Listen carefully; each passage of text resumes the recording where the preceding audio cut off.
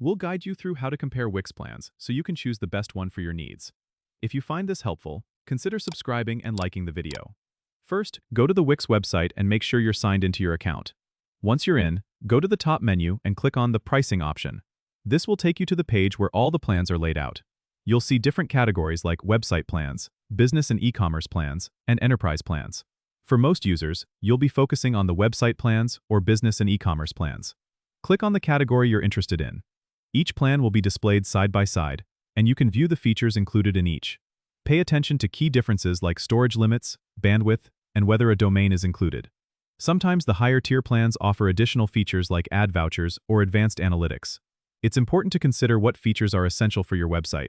If you're planning to sell products, you'll likely need a business and e-commerce plan which includes payment processing. You can also hover over the little info icons next to each feature for more details. If you're not sure, check Wix's Help Center or community forums for more insights into what each feature can do for you. Once you've compared and decided on a plan, click the Select button to proceed and make your purchase. Remember that Wix offers a 14-day money-back guarantee, so you can switch plans if needed. Don't forget to subscribe and comment if this helped you out.